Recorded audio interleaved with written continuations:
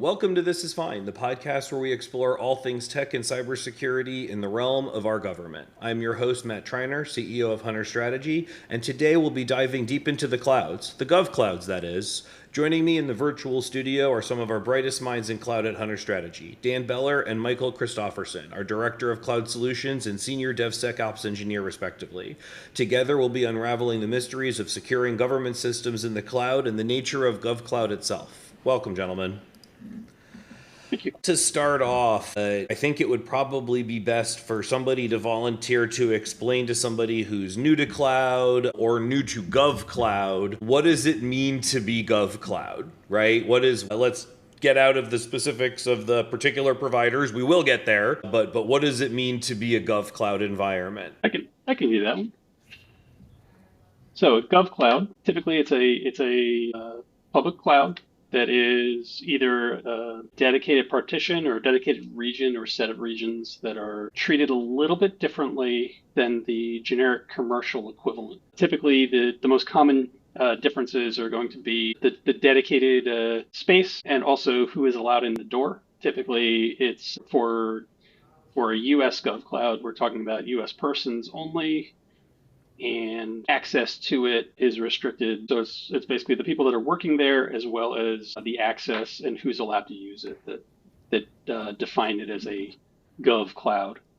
There are some exceptions to that. Google in particular likes to not have a separate region, but they do still have a partitioning scheme to keep things isolated. And what would you say, so GovCloud is physically or logically separated. The boundaries and restrictions around that physical and logical separation, in my opinion, are really about personnel-related controls and to some degree concepts of data sovereignty. Right. And that's not unique to, although we're here primarily as a U.S. government contractor, so we're here talking about U.S. government, but that's not inherently a U.S. government thing. GDPR has many concepts of data sovereignty in the EU. There are countries in the Middle East, thinking about Dubai, where they have their own data sovereignty rules and regulations, which are separate. So that physical and personnel partitioning are really about making sure that the data and the workloads and the information being processed remain sovereign and compatible with laws of whatever government we're talking about. Let me follow that up with another question. Why do we need that? I mean, not comply with laws. I get that. But what inflection of cloud computing required people to start thinking about, well, wait a second, right? We need to look at this a different way. So you have your public clouds, and then you have all the, whether it's the U.S. government or, like the China region or the Dubai region, some of the other regions that you were talking about. It gives that better separation, but I think there is all kinds of security risks that you can run into or that people get concerned about, especially when you start talking about hosting virtual machines on the same infrastructure. And, if a new vulnerability comes out that allows you to, exploit the kernel and jump from one VM to another. Obviously, the cloud providers are going to be on top of that a lot better than I think, traditional hosting solutions are going to be, hosting that yourself. But just adding in that extra layer of, okay, these are only, US government approved clients. It keeps that separation more well defined, and you know exactly where all of your, data is and potentially who else is at least going to be getting hosted in the same area as you. Is there anything to be said for kind of the inflection point of should we be hosting our own environment at all? Right? I think that also has contributed to it, because there's a lot of people that believe, well, if I can physically touch it, it's safer. And if it's under the lock and key that I padlock, it's safer. And to those people, I usually say, do you think you're better at running a data center than Microsoft is or than Amazon is? Yep. And if the answer is yes, then fair enough, right? But like, I think a lot of times it doesn't get framed in that question. It's kind of a there's a physicality to security in even the digital realm. And I think that definitely contributed to this need of, if we can delegate our mental trust of physicality to, in the case of the U.S. government FedRAMP, right, kind of a consortium of agencies that have all agreed to trust this approach. I think that helped to ease people's trust ideas, because there's definitely not I don't think that there is necessarily better safety and sovereignty, but I mean, maybe there is. That's a topic for a whole additional podcast that we could do, right? But it definitely feels like there's better safety and sovereignty, right? I think everyone can agree that would have some good feelings. Yep. So I think that probably contributed to it some. So zooming into kind of practical matters of, okay, we've established a GovCloud, separate physical cloud, separate access controls, separate policies of who's allowed to use it and for what. And, right now in a commercial cloud, you may have competitors of two different Fortune 500 banks hosting their infrastructure. I'll pick on Amazon because they're my preferred technology solution, not necessarily preferred company to work with, or there's all kinds of different reasons to use a cloud, but I do enjoy their infrastructure a lot. You might have Bank of America and Citibank on the exact same hypervisor, right? So that's definitely, I could imagine, create some concerns in the commercial realm if the US government were to think, wow, APT 26 is hosting their command and control node on the same hypervisor as my national security workload, right? Like I said, feeling is safer, so that's a big deal. Let's talk about it in practicality, right? Like, what does it mean to use GovCloud that's different than using a traditional commercial region? And I'd like to get both of you to weigh in on this, because I think you've both had different experiences in trying to do so. Yeah, so I'll mainly speak to Azure's offering, because that's where I work primarily.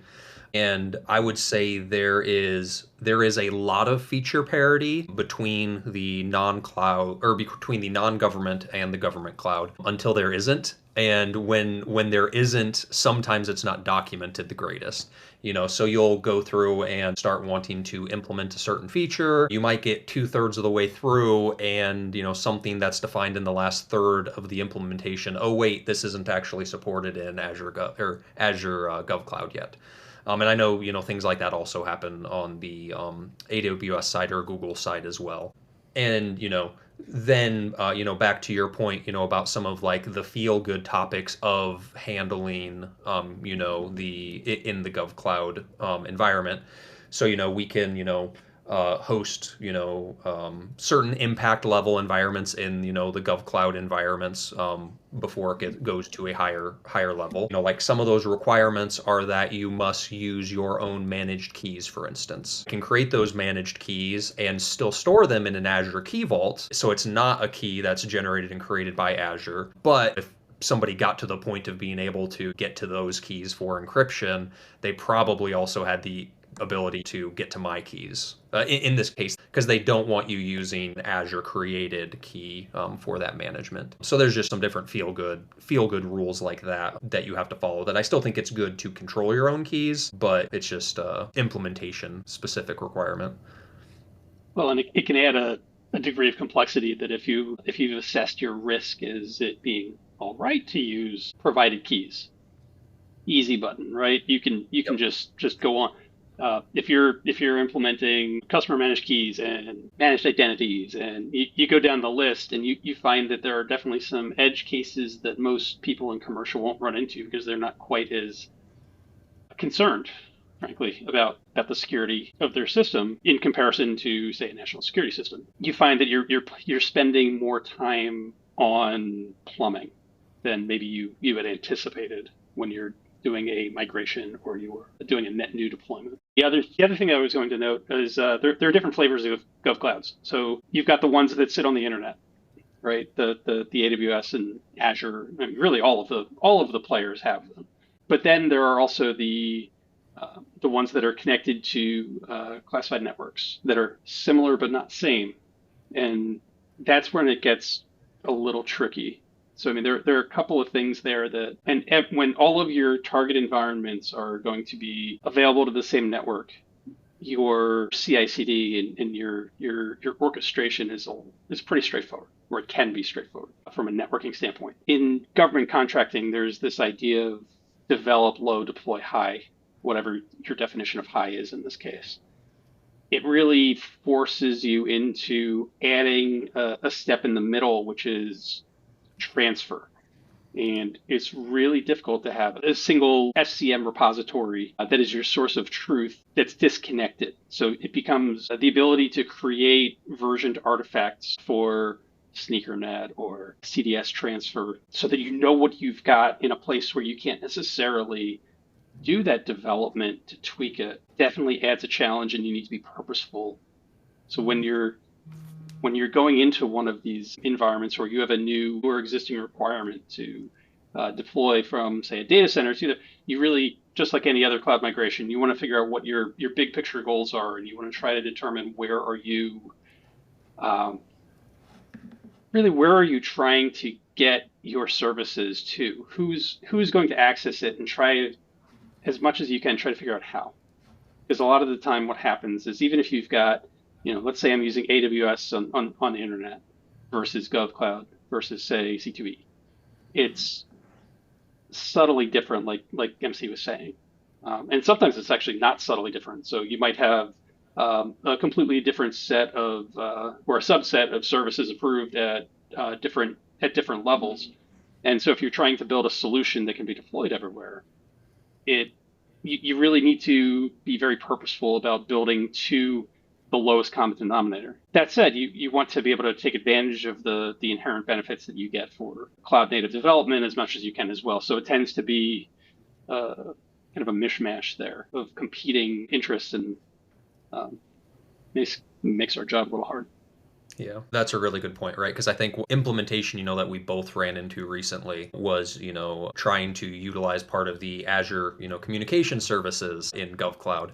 And, we realized, the Terraform provider does not support this, but according to their documentation, the Azure Communication Services does actually work. So luckily, Azure's Terraform provider is, open source, and, they allow people to create pull requests. So we were able to do that to make it work for that. But again, I didn't read all the way down the documentation. Once we got to the specific component of the Azure Communication Services we wanted to use, it is not yet supported in Azure GovCloud. It will be here. So then we'll be able to go in and keep actually using that. Those small little details sometimes aren't there. Well, I think that can also bring on the point that, especially when you've got dedicated regions, if you've become accustomed to the commercial cloud environments, hyperscale, and all of the marketing buzzwords, you expect a fairly robust experience where, things like how much hardware is available in a data center isn't generally something that becomes a prominent issue. In some of these GovClouds, you really need to think of them as a supersized private cloud. Or you can get to the point where, oh, we ran out of GPUs. It's not what you want to hear sometimes. But you'll find that the performance isn't necessarily the same because the compute behind it is not the same. So it's there's goodness there, but you need to go in expecting that it's not going to be the same as logging into US East. Yeah, that's a really good point, because the quota management, anytime I've worked in public cloud, you want to manage your CPU quotas, and you go in there in the public cloud, you request more CPU, and it just boom, you're approved. So it's more a make sure we don't go over what we're planning on to budget, rather than is this event available. And pretty much every time I've requested a CPU quota increase in US Gov Virginia, it has been either, hey, we need you to wait to get this, or what is your justification? Because we can't give you that much, but we can give you half your quota now and half in another month. Yeah, there's a lot of that.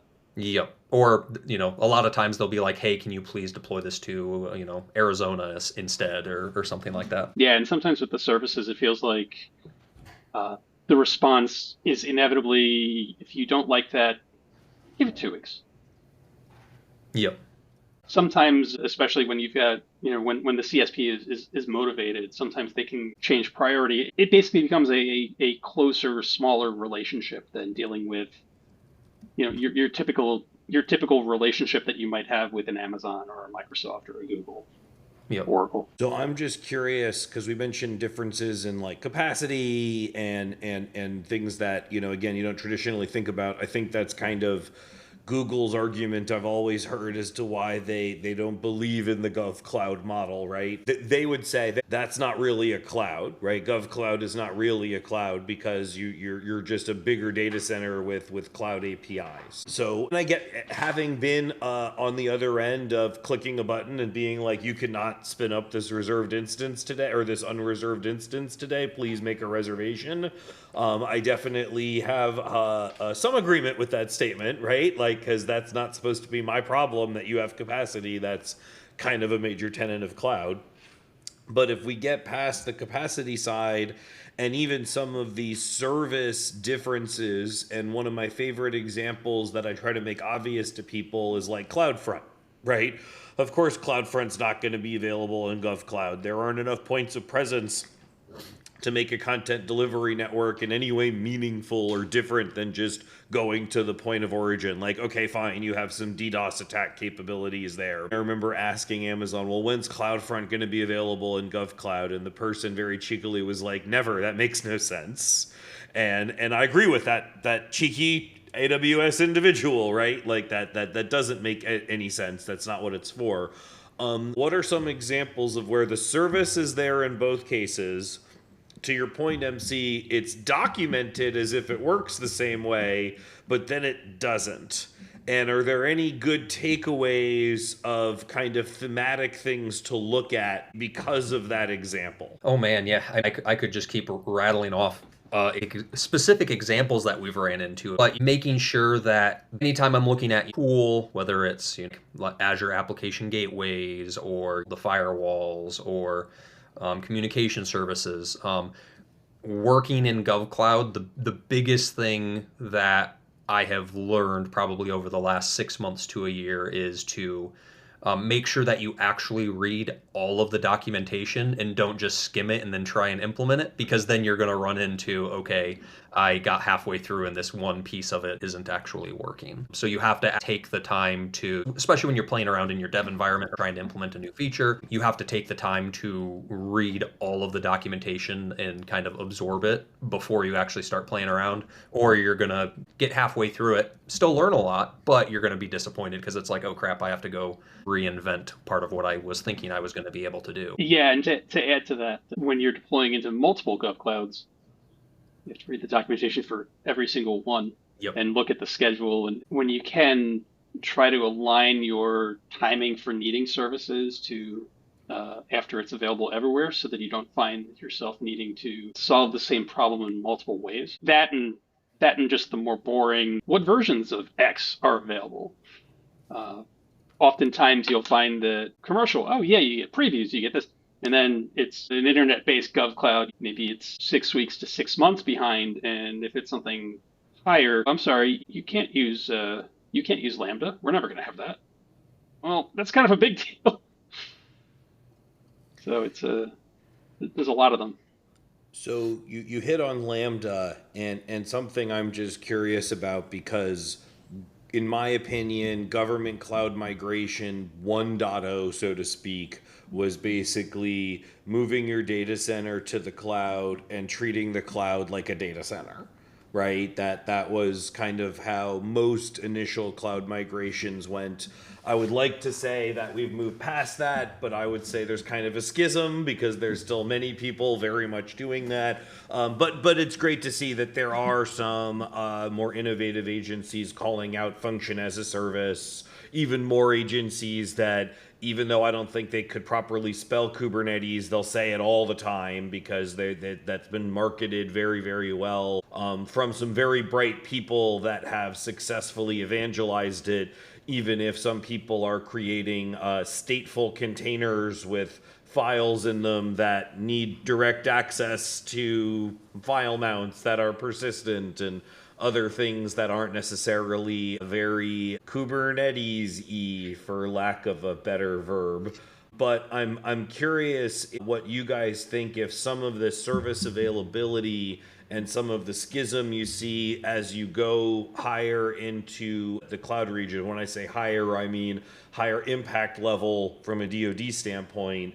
It feels to me maybe like they focused on IaaS first, and even in some of the more passy, sassy product offerings that became available in GovCloud, they still took kind of an IaaS mentality to them in ways that are unique. But I'm curious as to your thoughts on that assertion, because that might explain to people that are just now getting into GovCloud what to be careful of, or when to be a little bit less surprised by there being a gap. I mean, I think a lot of it has to do with the culture of an agency that is supporting going into a GovCloud, as well as the underlying need for rigorous accreditation. The two of those tend to make everything go a little bit slower. You can't really adopt a move fast, break stuff kind of mentality when you've got to put in a change request for every small change or everything that you want to experiment with. And if there's one thing with cloud over the last few years, there's always something new to experiment with that could make a huge difference. I would warn somebody new to GovCloud, you can't assume that you're going to have the full stack that you may be accustomed to. That said, the benefits of going to a cloud native PaaS and SaaS based architecture as much as possible, especially for both the comparative ease of things like high availability, as well as pre-hardened configurations that you are not responsible for maintaining. You really want to take advantage of as many of the managed services as you can. You may find that there's just aren't as many, and that you need to roll your own solutions. When you do that, at this point, I feel like most of the GovClouds are going to support some flavor of container-based approach. So taking advantage of the immutability of containers, the ability to create SBOMs off of them, and to assess it before you deploy it, as opposed to needing to exclusively assess it while you're in a deployed environment. There's a lot of good there.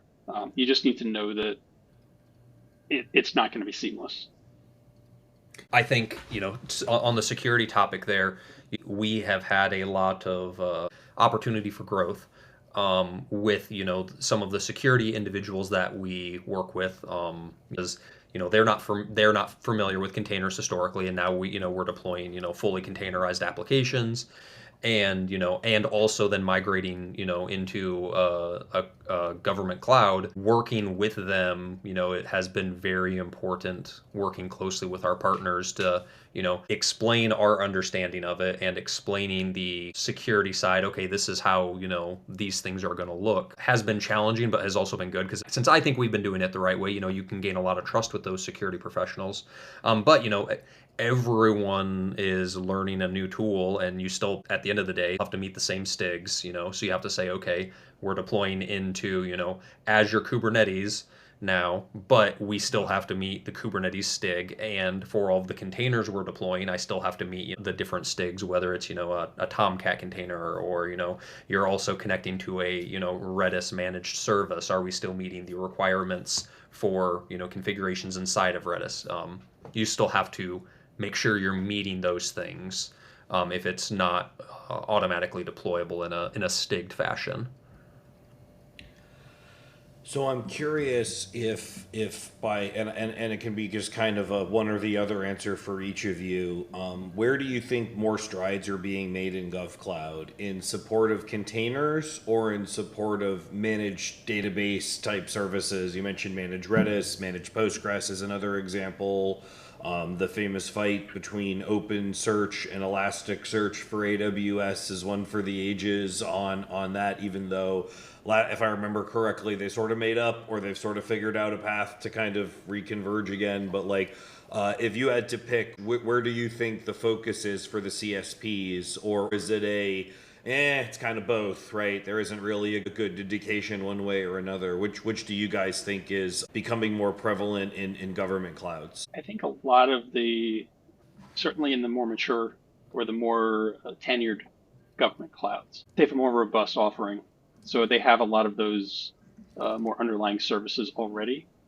So you're seeing very, very robust network stacks, software-defined network stacks. You're seeing a lot of the managed database solutions already there and in a pretty mature state. I think in a lot of the more common clouds, you're seeing container-based, or trying to come up with here's our proprietary container solution that's that much better and is faster and simpler, and really trying to make a differentiation as opposed to we container too. MC, curious your thoughts on that one. Yeah, I would say I agree for the most part with Dan. I think, the managed databases, whether that's Postgres or Redis, I think those are fairly fleshed out in the long-standing GovClouds. And containerization is where everybody's trying to move. So I think that's where a lot of development is still going into, even in the commercial clouds, and that stuff eventually flows into the GovCloud. And I think I've been seeing probably more of the focus on is, to Dan's point, we container too, to trying to make it, at least at a surface level, make deploying containers more accessible and more, easier to do and easier to understand. Yeah, I guess, and that kind of tracks with my earlier statement about the lift and shift, right, of previous clouds, because database as a service is this just incredibly low level, change, right? It's like a low level of effort change to move from, Redis on a VM to Redis in a managed service, or Postgres on a VM to Postgres on a managed service. And there's nothing, other than the cost differences, which are usually pretty nominal. The only differences are good ones, right? I can back up automatically, I upgrade automatically, high availability is a click of a button. So I think that kind of follows my thesis before, that that GovCloud's really focused on managed data center approach first. But even down at that service level, in very cloudy ways, right? Very few hosting providers would be like, let me manage your Postgres for you. And the ones that, the dead data centers are just littered with people that have tried, because it's very hard to do when you're not doing it, truly as a service. So I think that there's something to be said for that kind of continued maturity path of, okay, we've pretty much gotten the things that we can call, light replatforming done. And now we're really trying to make it where people doing containerization can do that in a more effective way. I guess that means function as a service and other things along those lines will come afterwards, theoretically, right? I hope so, because that's the way that I kind of was born.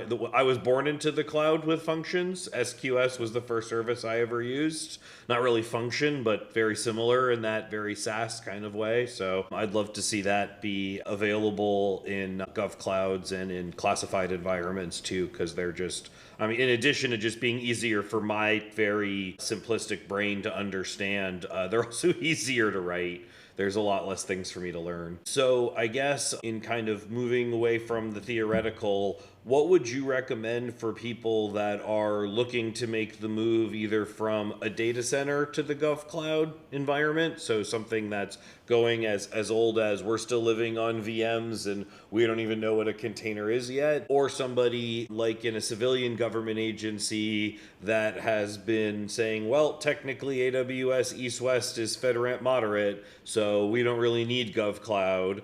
And as new things change with CUI regulations and data processing regulations get more tightened up, some people realize that, oh crap, we forgot about ITAR, right? That's a really common one that happens with especially civilian agencies that don't recognize that it doesn't have to be a gun to be ITAR, right? So that's something that we're seeing a lot in the corporate level here at Hunter.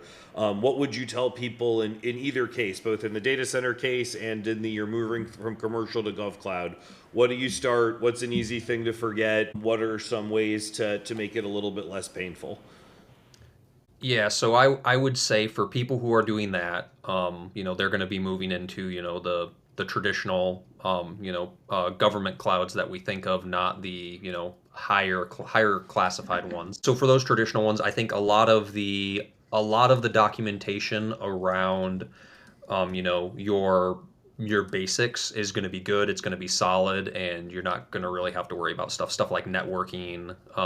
Making sure that, if you go with a hub and spoke model or however you're going to define your network, that's going to be well defined. But you're going to have to pay close attention to what your implementation details are. Let's say, if you want to implement Kubernetes as an example, and you want to have an application gateway manage your ingress into your Kubernetes cluster, and you want to use like application gateway for is it application gateway for containers? I think it's application gateway for containers. That's the big fancy new way that Azure wants you to be managing ingress from an application gateway into Kubernetes. That is not yet supported in Azure Government because of some public preview features that are currently on preview for application gateways. So it really boils down to, once you start implementing your applications and how you're going to implement them, is where you really need to pay close attention while you're planning. But I would say the basics of setting up a cloud environment you're going to be good on. But it's really my application implementation specific is what you're going to have to pay attention to. Yeah, I agree with everything you just said there. I would add to it that especially when agencies or companies are looking at making that migration, you still need to think in terms of, what are you trying to get out of this? Just moving to the cloud is not actually a business case. You need to have specific goals that you're trying to get, especially on the agency side. And I've seen and it gets, I think, into the fear of the unknown there, especially if it's your first time moving into the cloud. So many times I hear the question of, well, we've got to be cloud agnostic. We can't lock ourselves in. And the idea that you can seamlessly move between different CSPs, GovCloud, even, GovCloud commercial, it really is kind of a general comment. It's kind of a myth. Yes, you can standardize on a Kubernetes and managed database solution, but you're restricting yourself. And a lot of the time you are needlessly restricting yourself to a subset of the least common services. And it can make it harder for your implementation teams to do things quickly and cost effectively. Sometimes you've got a need, right? There are definitely some times that you're building it in a kind of a hybrid multi-cloud, I'd say.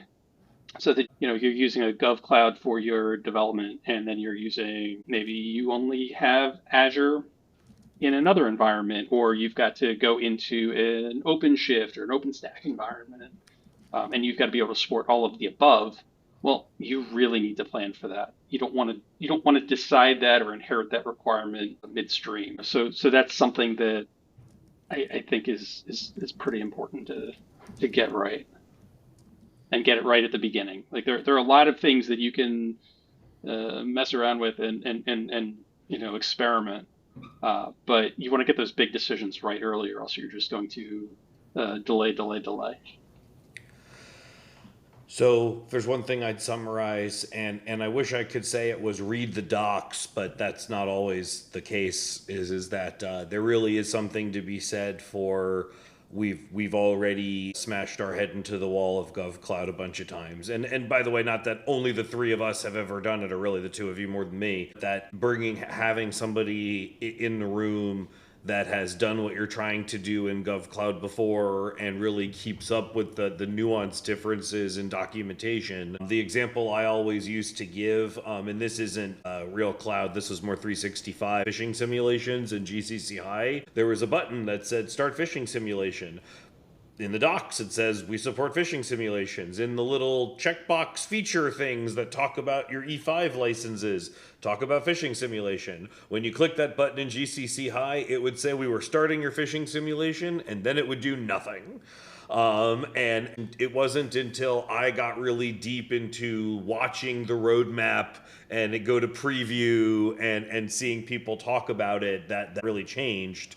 And I think having somebody in the room that's keeping track of that doesn't need to mean you can't bring new companies into this space. There's lots of the work is incredibly strong and overlapping, but in that design and in that upfront period, having someone that's done it before is really invaluable. Or you should be really straight up with your customer to say, we know that this isn't going to be the same, and there's going to be some things that we built that we're going to need to unbuild. And we've been there too, right? Where there was nobody to look to tell us how to do things. Dan, I think of IL6 environment in Terraform for some work that you guys have done where we didn't know that it didn't work. And then we were so naive and we were like, well, how is everybody else using Terraform in IL6? And we're the first. Yeah, I think it turns out that was a very naive question because nobody had done it before. So specifically for Azure, I'm pretty sure it was working with AWS, but that's that really nuanced thing that I think really adds a lot of value to everyone's environment. And again, if it isn't available, and it's not always, there aren't that many people that have done this.